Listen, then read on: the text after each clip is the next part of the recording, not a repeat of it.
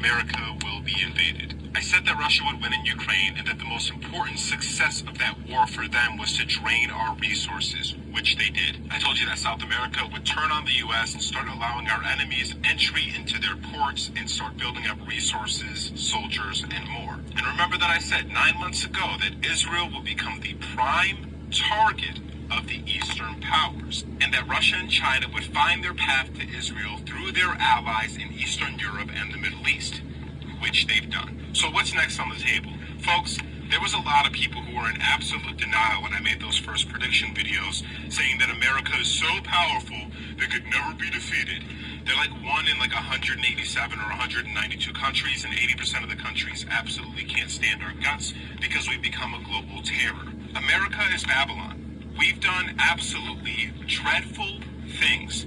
Just in the past, 20 years, we've killed millions of innocent civilians for imperialistic and colonialistic goals. Gaddafi in Libya was one of the greatest leaders in modern history. He was a saint to his people, and we slaughtered him in the streets because he was no longer going to purchase oil in US dollars.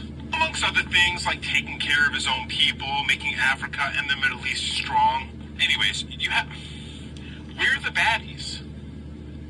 We're the bad guys. People just aren't getting this. The entire world is surrounding us.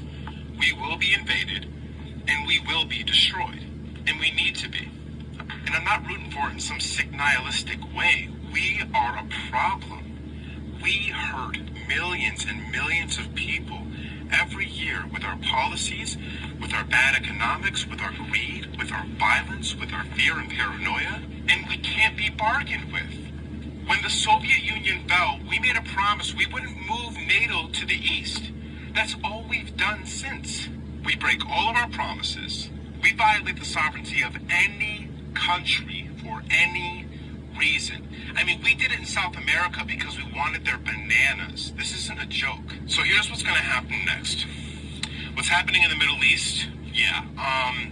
That's going to pick up really quick, and the one country that's at odds with all the other countries, let's just do the math, folks. Once that country falls, I'm not even allowed to say the name of the country because I'll be called an anti-Semite. I could literally say every other country in the world and say if they're going to win or lose a war. But if I say that country loses a war, I'll be called a name and be called a bigot. Anyways, that country's going to fall, okay? Another thing, military bases are being attacked right now. Do you understand what that means? Military bases don't get attacked. We're being surrounded right now. And there's been several attacks inside of the country from our enemies that they try to make you think are domestic attacks. They're not going to tell you that we're being invaded. They're not going to tell you that we're being attacked. They're not going to tell you if we're about to be nuked. America doesn't care. It's a psychopathic, rabid animal in the corner that knows it's going to lose, but does not have the decency or humility to surrender and apologize and pay for its crimes in a way where it doesn't have to go down in flames. We are being occupied. We are hostages in this situation, and we better pray that the enemies of our country have more mercy than we've had on the entire world. All right, so like I said, the dominoes are going to topple really fast from this point.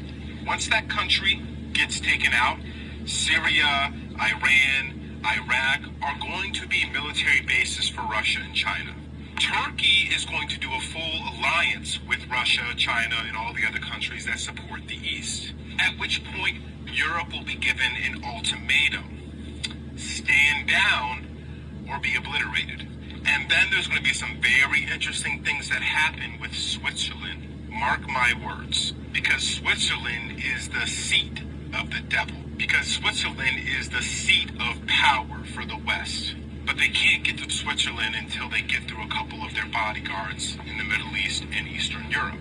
Taiwan, South Korea, Japan, Australia. Unfortunately, because there's a giant ocean between you and us, and we're the reason that you guys get things like free healthcare, you're going to be absorbed. We can't get to you fast enough We're going to be fighting a war on the southern border.